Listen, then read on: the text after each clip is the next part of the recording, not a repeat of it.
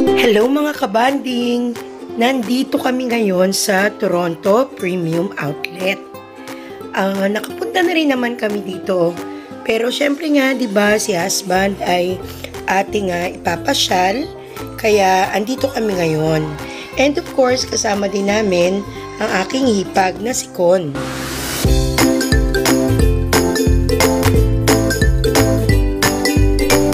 Magwi-window shop lang naman kami, pero kung sakali naman na may mga magustuhan, tingnan natin kung kaya ng budget. Kasama naman namin ang aming financier. So, heto na naman nakasunod lang ako sa aking mag-aama. Siyempre, ako ang videographer, photographer. Ngayon naman ay kakain muna kami, kaya didiretso muna kami dito sa food pavilion. Ayan. Sige, tingnan natin kung ano yung masarap kainin dito.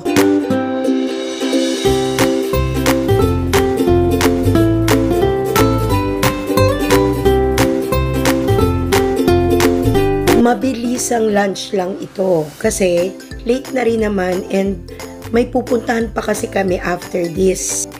Ito lang yung aming piniling kainin. Hindi tayo maghiraman. Hayan, at nakabudol na si husband. Yan talaga ang kaligayahan niyan. Ang mangolekta ng mga sapatos. Naku, at kitang-kita naman talaga na maligaya itong si husband. Isusuot na nga niya yan eh. Ganun siya ka-excited. Sa buhay sa'yo. Pa, ngiting tagumpay Ngiting tagumpay.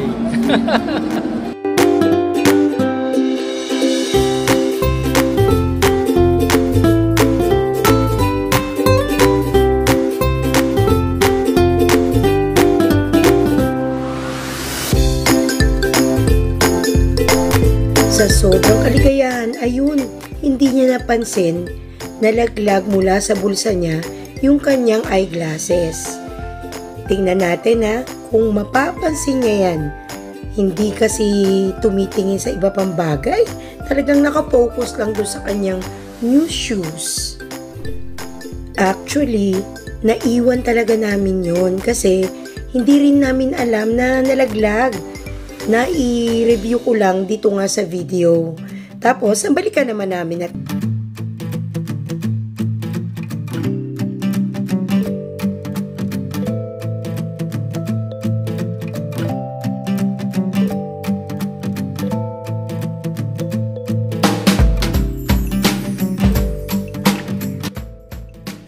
talagang nai-enjoy ni husband itong aming lakwatsang ito eh.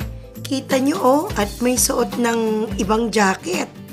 Aba naman, bago ng shoes, bagong jacket pa. But of course, deserve naman yan ni husband. Oh, tingnan nyo, ang gwapo.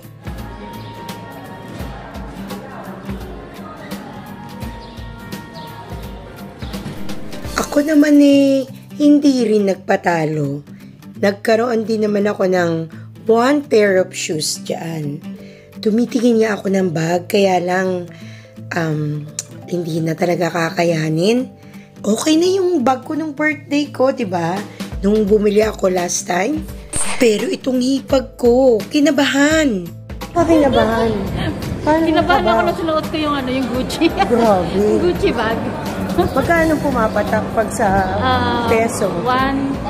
Oh my God, peso? Yeah, in peso. Hindi, 1,555, di ba? That's 1,555. Parang 1,000. Anak, 555, nakita ko. 1,2 in USD. Oh. That's cheap. Deserve mo yun. Deserve mo. 129. Deserve mo naman yun. Ang ating puso ng tisa. So, saan tayo papasok ngayon? Sa Prada. Sa Prada sila anak eh. Dito naman tayo sa Versace on the floor. Oh, money. Sana laban mo, Manny. Nak, si Manny Pacquiao. Manny Pacquiao. In the house. And Beanie. Beanie Booney.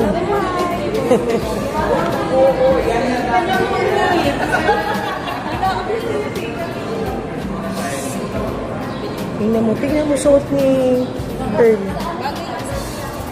Deserve mo yan, Earl. Deserve mo. Deserve mo yung bag. Oo. Kasi papalitan niya na daw. Hindi, hawakan mo kasi baka mabili niya yung bibilihin. Pigilan mo. Hindi, tita. Iba yung feeling mo. Ayan, no? Bumilis parang may crush. Oo, na-in-love ka. Matakbo tayo. Pero I swear ko may card ako. Ay. Sorry. Meron. Meron. Meron. Ay, alam mo si Earl, budol yan kasi siya. Madali yan mabudol din. So gusto niya ibabudol din. Enabler.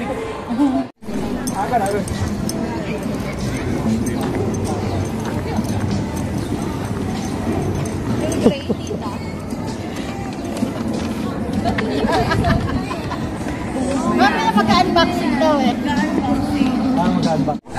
Lahat masaya. Kung kanina, sabi mo, gustong-gusto mo, ngayon nasa iyo na ng feelings. Tita, anong ba? Ano? Ay na, di pa para kwenta. Ano feeling? Yes. Ngayon na nasa iyo na siya. Na nasa akin na siya. Yes. Happy. Gano? Fulfilled. Yes. Deserve mo naman. Oo. Deserve mo yan. Kaya lahat ng alam mong overtime, kunin mo na. Yes. Oo. Nagtagan yung uti ko nito. Nice. Mukhang 2 years pa. Sabay lang tayo, tita. Mukhang in the next 2 years ako.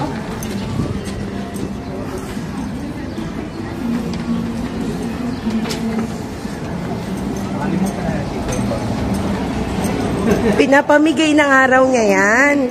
Hindi mo na rin. Sabi ko kakulay nung isa kong isusuot yan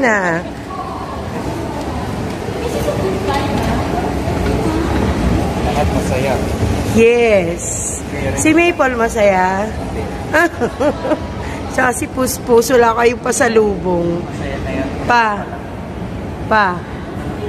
Masaya ka? Siyempre. Saya, oh. Shing. Shing. Basta ako masaya din ako, oh.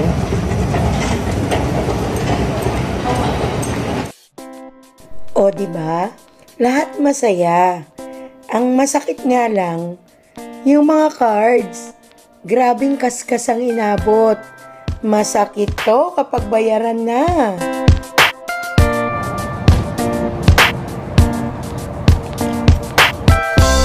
Nandito naman kami ngayon kung saan kami magdi-dinner.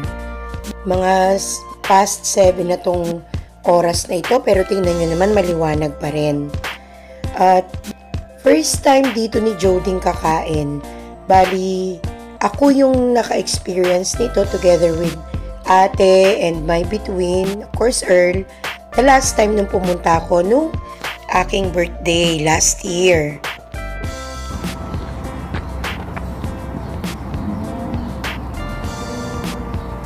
Kunyari papasok kayo dito sa sa mobile. Wow.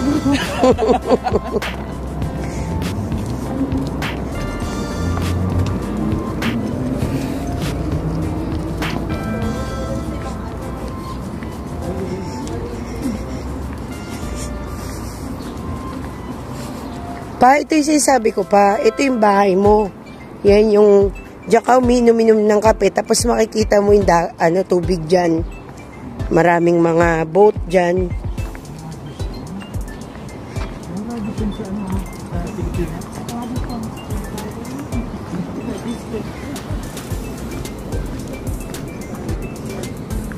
Patingnan mo pa, oh, ba? Papa, tingnan mo yung likod ng pulis, oh. Galing, no? Okay, there's the CN Tower. So, imagine niyo na lang dyan ka nakatira. Tapos, overlooking ka dito sa Bay. Ontario Lake pala. Okay? Saan tayo pupunta ngayon? Doon. Babalik tayo sa Amsterdam. Okay. Kakain tayo dyan ng dinner. Kasi si Tita Con babalik na, babiyahe na to Nevada. Balik na siya, uuwi na. Gotta work. Familiar ba sa inyo? Kasi nga, nakapag-vlog na ako dati na andito kami. So now, kasama na namin ang aming bunso at si husband. Dati kasi wala sila.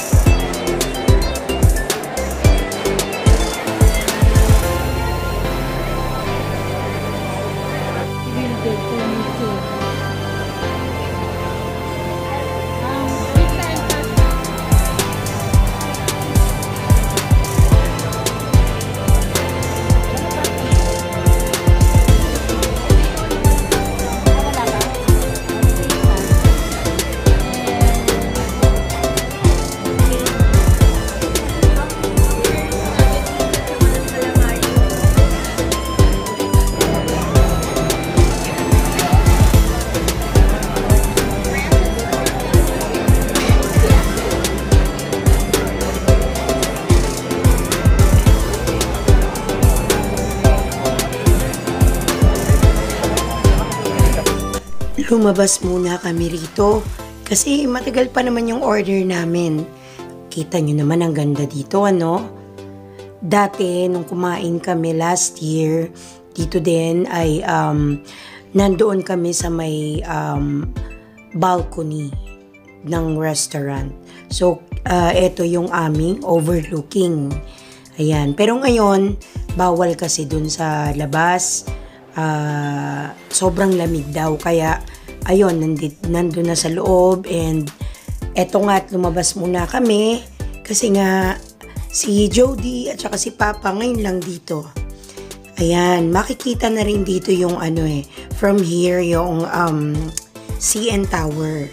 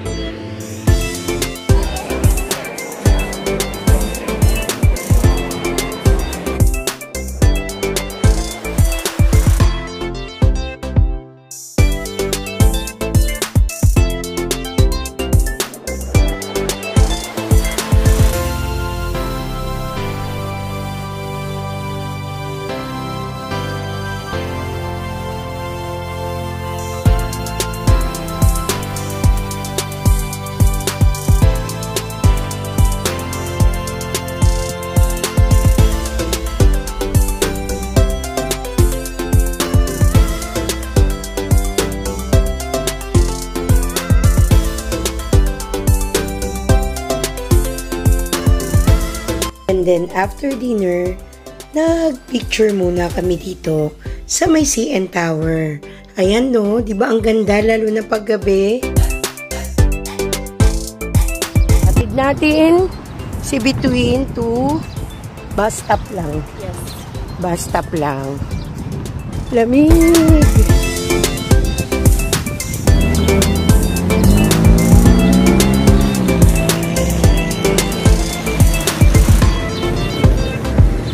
So, lalakarin mo anak mula sa hanggang sa kanto.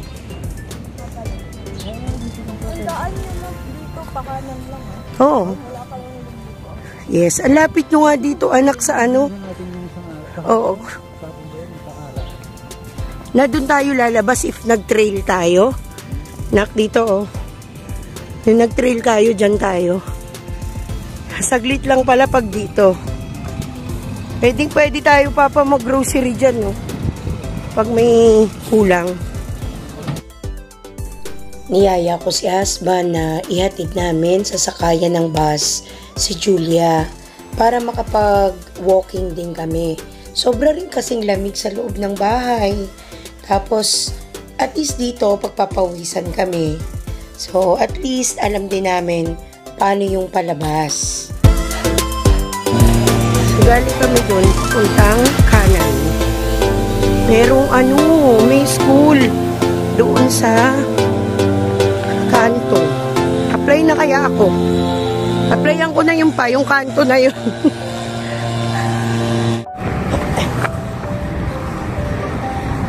Siguro naman dito hindi magmamadali. Uy!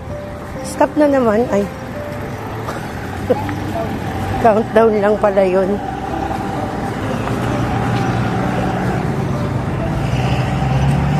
Parang excerpt. Saan ako papunta?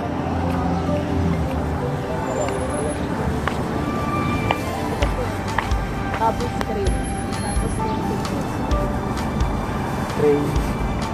Ganda na apartment, oh. Ganito yung apartment dito. Maraming Pinoy. Mga ilang minuto pa, nak? Ang hintayan.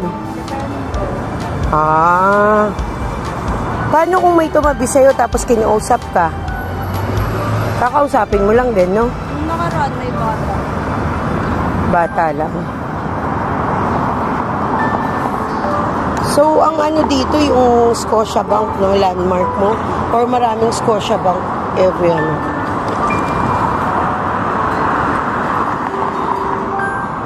Ganda, oh. Dito na lang tayo pauupa. Para malapit kila ate. If ever. Oo, pwede dito. If ever na magkatrabaho, no? Pwede dito, kahit maliit lang na room. Ayos to. Tapos paglabas mo, ganito. Sakayan na ng bus.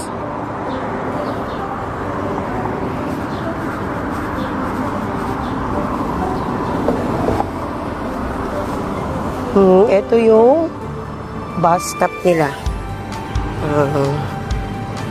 Ayan. Nasa loob may salamin. So, kasi pagka naulan tsaka snow. So, ito yung kanilang lugar. So, open house, oh, mga ating, mga kapatid. Tara na, go! Yung mag-ama naghihintay. Mga ilang minutes pa bago dumating ang bus.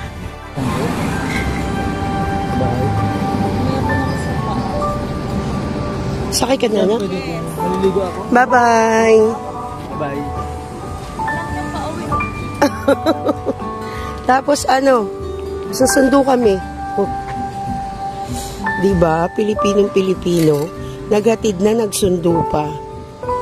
Sabi siguro nila, mo naman yun, ninatid na. Tapos, kung naintindihan ng iba, susunduin pa later.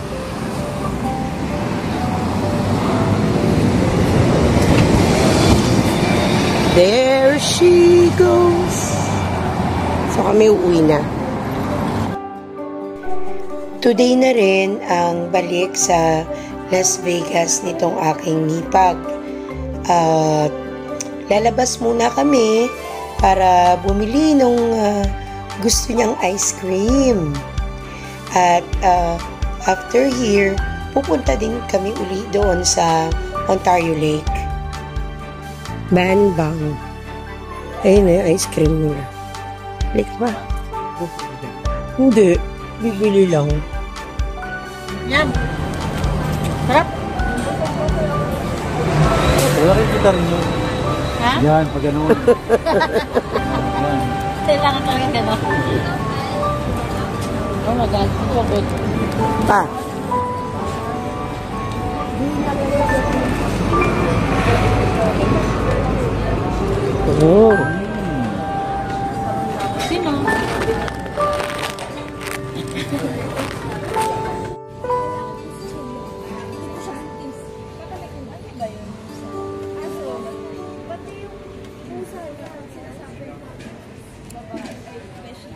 doon, sikat pa.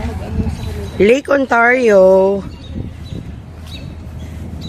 So kahit ganito katirik ang araw, makikita nyo nakahalukip-kip pa rin sila. Kasi sobrang lamig. Kaya dito tayo maglakad sa liwanag at sikat ng araw. Lamig po. Karugtong pa rin to nung yung pinupuntahan natin banda ron.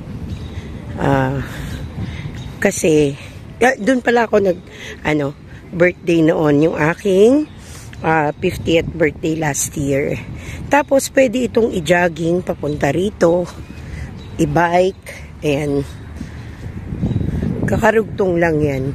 Banda ron yung beach, yung pwedeng mag-swimming. Dito naman yung mga yate. Ayan, mga boats. Diba? How calming yung siguro kung meron tayong ganito na malapit sa atin, I mean, ayan, may helicopter. Siguro kung meron tayong ganito na malapit, let's say, dun sa amin, sa lugar namin, Quezon City Tapos, pag gusto mo lang, mag-isip-isip, makalma,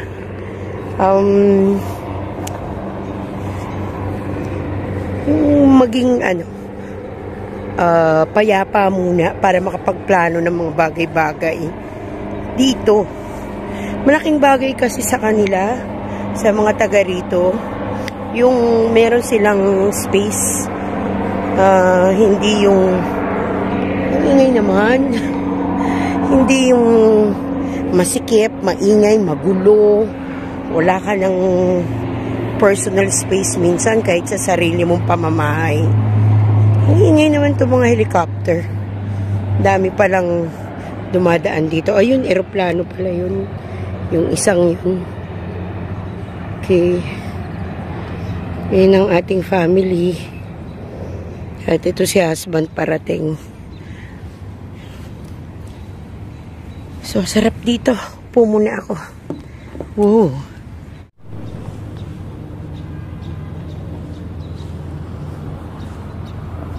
Nandito kami sa Lake Ontario. At ibang part naman ito sa madalas namin puntahan noon. Dati, dun kami sa kabilang part. Dun yung nag-celebrate ako ng 50th birthday ko. Ngayon, dito naman sa kabilang side kami pumunta. Mas malawak din naman, pero dito yung part ng mga boats, mga yate. Doon sa kabila ang beach, tsaka yung park. Dito, more on park na rin naman. So, mas maraming puno dito. At wala rito yung parang beach walk na dinadaanan doon na may wood. Wala, cement lang. Pero dito, mas maraming nagbabike at nagja-jogging. Maganda dito. And kung mapapansin nyo, napakainit ng araw, yung sikat ng araw, pero ang lamig. Kaya kailangan naka-jacket pa rin. Hi, Darwin! Yung ako mga Darwin babies. Suot-suot ko yung aming class shirt sa aming school. Ayan, yung advisory class ko. Darwin. Ayan. So, nandito kami para lang, maghintay ng time para ihatid namin si Hipag sa airport kasi time na para bumalik na siya ng US. At kami, may iwan kami rito. At si husband yung aming iikot-ikot. Kasi yung mga napuntahan ko na rin dati dito namin ni Bunso, yun naman yung aming ipapa-experience sa kanya. Isa sa pinakagusto niyang ma-experience dito ay yung pagsakay sa boat sa Niagara. Okay, so ayun na nga.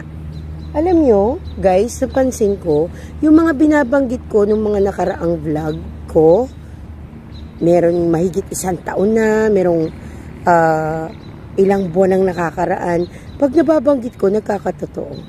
So, ayun na nga, may mga pangyayari na talaga naman na nagiging dream come true. Yung, para bang kiniklaim na natin, parang inaano na natin kiniklaim or parang binivisualize na natin ahead of time na mangyayari at nangyayari naman. So ngayon, kasama na nga namin si husband. Kumpleto kami. I am so happy to tell you guys na kumpleto kami ngayon.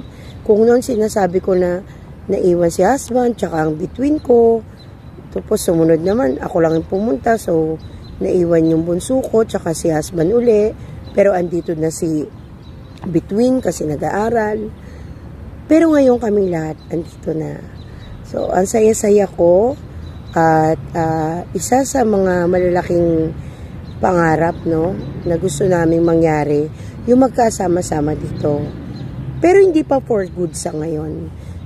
Hinay-hinay lang kasi may mga tinatapos pa tayo na mga obligasyon, tinatapos na mga plans na nailatag na sa Pilipinas.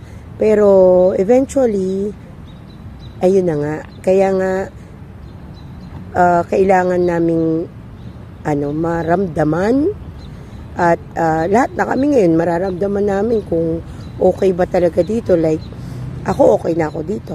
Gusto ko dito. Yung bunso ko naman, okay naman sa kanya. Kasi yung dalawang ate, andito naman. Or pwedeng magbago yung mga plano nila pagdating ng panahon.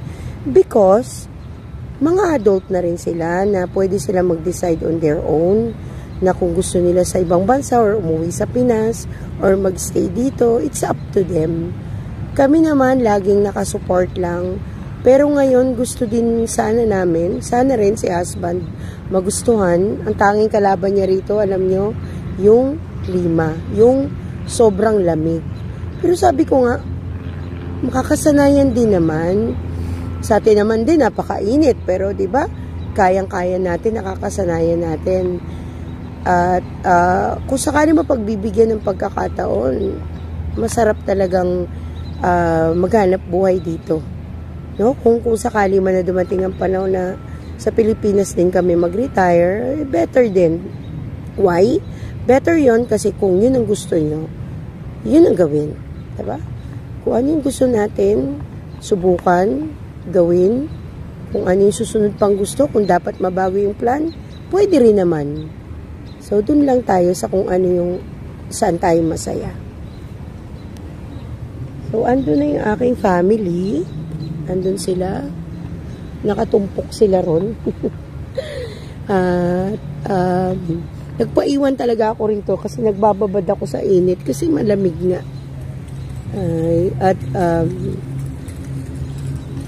Ini-enjoy ko lang, no? I-enjoy ko yung ganitong mga pagkakataon.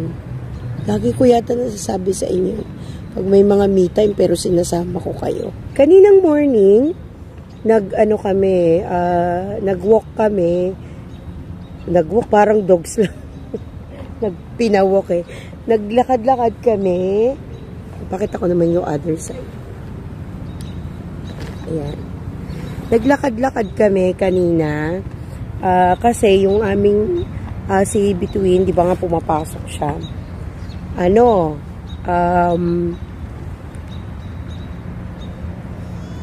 Inatid namin sa bus stop. So, naglakad kami and then pagka sa kanya, walk na naman kami pabalik ni husband. Nakakatuwa lang. Sabi ko nga, gusto mo na ba rito? Ako kasi gusto ko na talaga rito. Sabi niya, titingnan natin.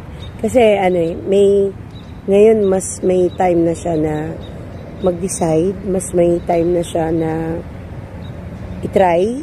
Dahil nga, na siya, kumbaga, okay na siya, wala na siya doon sa dati niyang work. Ang sarap, yung Grabe nangaligig ako sa lamig eh. Pero, kaya ako umupo doon kanina. Ang sarap, ang init-init, pero ang sarap ng dapyo ng hangin na malamig.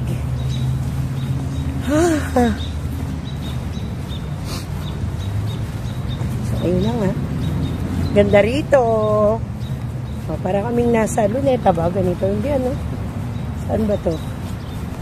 Kailangan na naming ihatid sa airport si Hipag. Kaya eto, biyahe na uli kami. At para hindi siya malate sa kanyang flight. Nako, mami-miss namin itong si Tita Con. Sobrang saya. Yung mga memories namin na magkakasama kami sa New York. Tapos, ilang araw din siya dito sa Canada. Talagang naku, mamimiss niya rin yung stay niya rito. Pero may mga iba pa namang pagkakataon.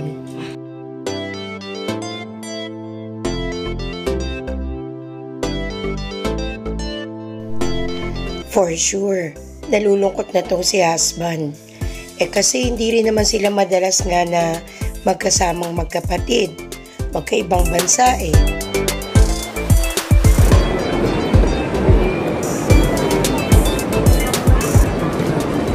Tita Con, uwi ka na?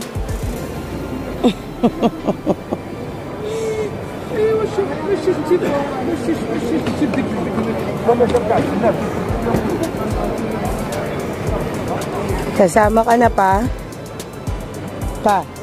Sama ka na kay Con?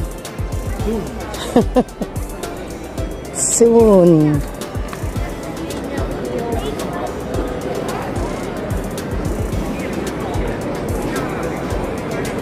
Ganito pa. Ngayon, naghahatid ka na naman ng kapatid. Tapos sa susunod, sasabihin mo na naman, hatid mo yung sarili mo, papunta ron. Ayun na, gates. Papuntang US. Mga anak ni Dadong, tsaka ni Adelina, kung saan panig ng mundo pumupunta. Pag-Gucci-Gucci pa yan.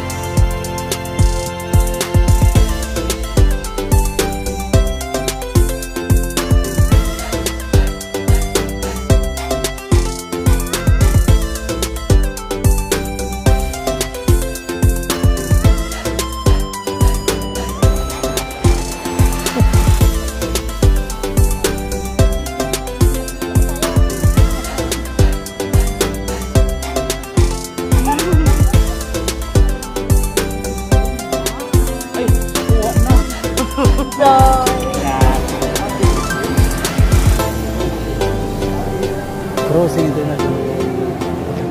See you in 4 days. Go. 2 weeks, Tita.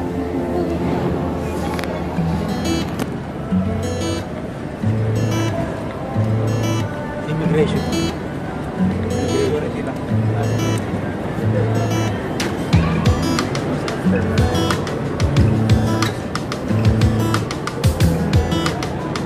Ang comfy nung suot ng tita.